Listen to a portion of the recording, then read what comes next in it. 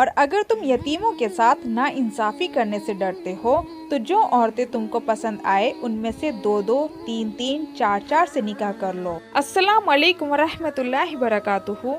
میں ہندی قرآن گرل آج سے سورہ النساء شروع کرنے جا رہی ہوں۔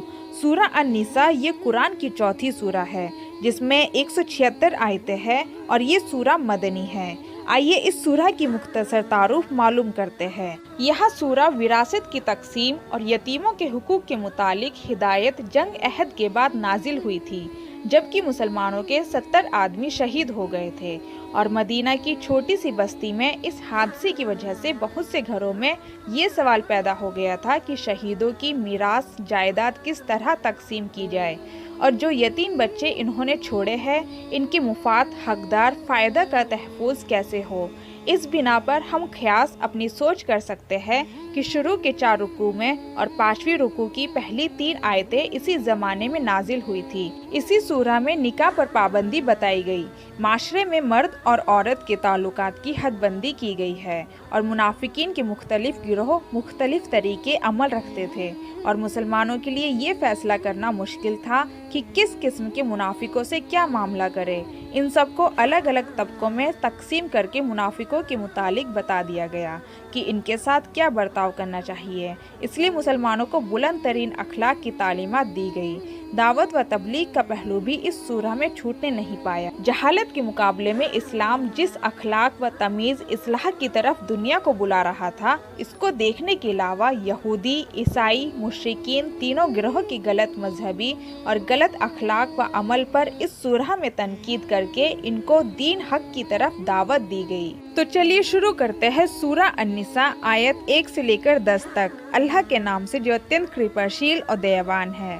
ہے لوگو، اپنے رب کا ڈر رکھو جس نے تمہیں ایک ہی جیو سے پیدا کیا اور اسی سے اس کا جوڑا پیدا کیا اور ان دونوں سے بہت سے پروشوں اور استریوں کو پھیلا دیا، اور اس اللہ کا ڈر رکھو جس کے واسطے سے تم ایک دوسرے سے سہایتا چاہتے ہو اور رشتوں اور نعتوں کو توڑنے سے ڈرو۔ نسندہ اللہ تمہاری نگرانی کر رہا ہے۔ یتیموں کے مال ان کو واپس دو، اچھے مال کو برے مال سے نہ بدل لو اور ان کے مال اپنے مال کے ساتھ ملا کر نہ کھاؤ، یہ بہت بڑا گناہ ہے۔ اور اگر تم یتیموں کے ساتھ ناانصافی کرنے سے ڈرتے ہو تو جو عورتیں تم کو پسند آئے ان میں سے 2-2، 3-3، 4-4 سے نکاح کر لو۔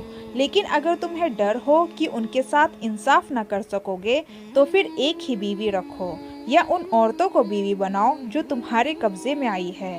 ناانصافی سے بچنے کے لیے یہ زیادہ اچھا ہے، اور عورتوں کو ان کا مہر خوش دلی کے ساتھ ادا کرو، البتہ اگر وہ خود ہی اپنی خوشی سے مہر کا کوئی حصہ تمہیں معاف کر دے تو اسے تم مزے سے کھا سکتے ہو، اور اپنے وہ مال جنہیں اللہ نے تمہارے لیے زندگی کو باقی رکھنے کا ذریعہ بنایا ہے نادان لوگوں کے حوالے نہ کرو، البتہ انہیں کھانے اور پہننے کے لیے دو اور ان کی اچھی رہنمائی کرو، اور یتیموں کی آزمائش کرتے رہو یہاں تک کہ وہ نکاح کی عمر کو پہنچ جائے۔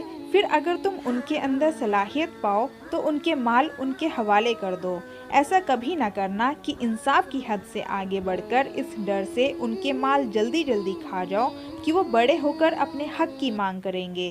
یتیم کا جو سرپرست مالدار ہو وہ پرہیزگاری سے کام لے، اور جو غریب ہو وہ بھلے طریقے سے کھائے۔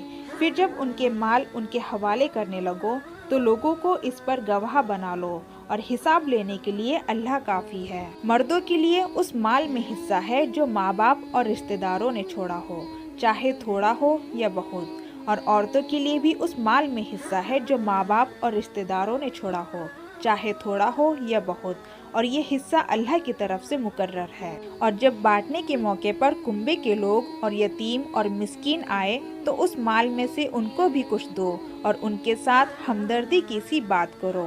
لوگوں کو اس بات کا خیال کر کے ڈرنا چاہیے کہ اگر وہ خود اپنے پیچھے بے بس اولاد چھوڑتے تو مرتے وقت انہیں اپنے بچوں کے بارے میں کیسے کیسے اندیشے ہوتے۔ اس لیے چاہیے کہ وہ خدا کا خوف کرے اور سیدھی سچی بات کرے۔ جو لوگ ظلم کے ساتھ یتیموں کے مال کھاتے ہیں حقیقت میں وہ اپنے پیٹ آگ سے بھرتے ہیں اور وہ ضرور جہنم کی بھڑکی ہوئی آگ میں جھونکے جائیں گے۔